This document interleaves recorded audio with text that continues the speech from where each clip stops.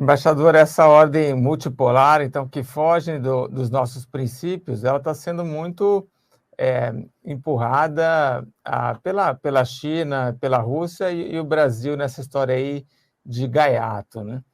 E aí se anunciou recentemente que, bom, a gente tem agora a Dilma no banco dos BRICS, né, lá em Pequim, e o Brasil parece que vai começar a exportar produtos para a China sem usar o dólar, né? Dizem que isso aí reduz os custos de transação.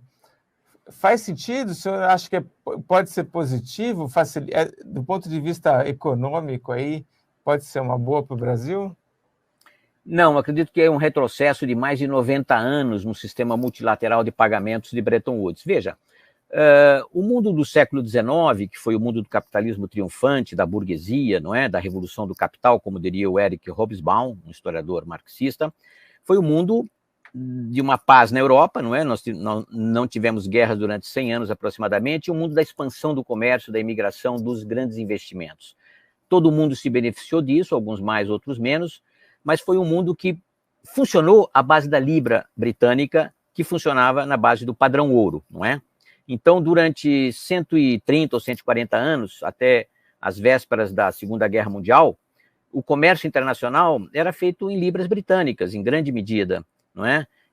Aliás, nem em libras britânicas, porque eram Bill of Exchange, né? Cartas de câmbio que eram trocadas na praça financeira de Londres. Você não transferia mais ouro, como faziam os antigos capitães nos seus navios, você simplesmente passava uma ordem telegráfica para Londres, transferindo o dinheiro de uma conta para outra, e o comércio estava feito, e os investimentos, o pagamento de juros, de empréstimos, financiamentos, tudo. Isso foi o mundo da libra britânica durante um século e meio aproximadamente, até ser suplantada pelo dólar a partir do início do século XX, quando os Estados Unidos se tornaram a primeira economia mundial, o grande exportador, a grande indústria, financiaram, aliás, adversários e aliados na Grande Guerra, né? Financiavam a Alemanha, a Áustria antes, financiaram os aliados, França, Grã-Bretanha, Itália, etc., e depois se tornaram os grandes credores do mundo. Então o mundo passou do domínio da libra para o domínio do dólar, mas apenas a partir de 1939. Aliás, nós tínhamos uma delegacia do Tesouro em Londres, pagávamos todos os diplomatas e fazíamos todas as nossas operações internacionais a partir de Londres. Em 1939, transferimos isso para Nova York e passamos a usar o dólar. Então, o dólar é o padrão, quer a gente goste ou não, é uma realidade do mundo. Se você pensar em todas as cotações de commodities, não é? Chega, digamos, os grãos em Chicago, petróleo em Amsterdã, em Nova York, café, metais em Londres, todos eles são cotados em dólar, não é? Mesmo nas transações em outros continentes, com países que têm moedas conversíveis, digamos, as cotações são em dólar, porque é uma realidade inquestionável do mundo. E o aparecimento do euro, 20 anos atrás, não deu tanta importância assim ao euro como se poderia esperar. O dólar ainda é 60% das reservas internacionais e é usado em 2/3 das transações internacionais, não é? Por que voltar a moedas nacionais, muitas vezes inconversíveis, quando você tem uma moeda puramente conversível que não é objeto de manipulação?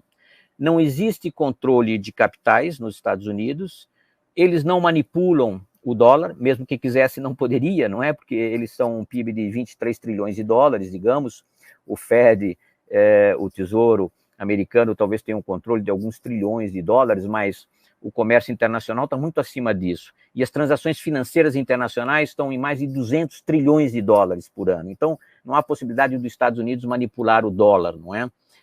As moedas da OCDE, em geral, são moedas conversíveis dos países membros da OCDE. Então, você sair do dólar para adotar moedas nacionais, conversíveis ou não, é um recuo de 90 anos no sistema de Bretton Woods, que significou o fim da bilateralização.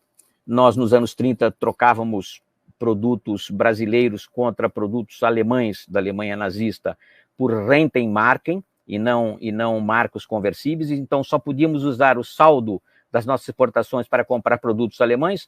O que se pede agora, talvez, é mais ou menos isso. Você vai exportar para a China, e nós temos um saldo de 30, 40 bilhões de dólares com a China. Será que o renminbi servirá apenas para comprar produtos chineses na China? ou em alguns outros países que participam do arco financeiro chinês, será que o renminbi poderá ser usado para pagar as importações brasileiras na Europa, nos Estados Unidos? É duvidoso que isso ocorra.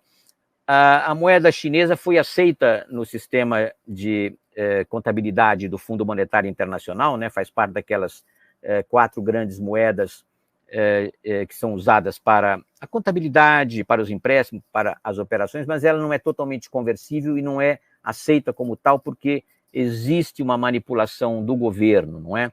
E aí tem um fator maior, mais importante, não é?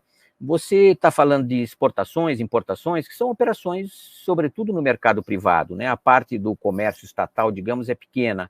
Ora, quando você abre uma caixa de conversão em real brasileiro e em yuan chinês, você tem que passar isso pelo Banco Central.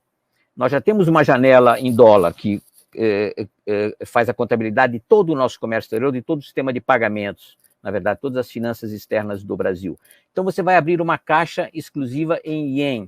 Ora, mas quem vai garantir que entre a exportação, o câmbio fixado e o câmbio liquidado será feito naquele câmbio fixado 30 ou 40 ou 60 dias antes, como são as letras de câmbio, né? 30 ou 60 dias de pagamento. Os bancos centrais terão que garantir o risco cambial. Não é função dos bancos centrais garantir risco de exportador privado. Não é função em nenhum lugar do mundo.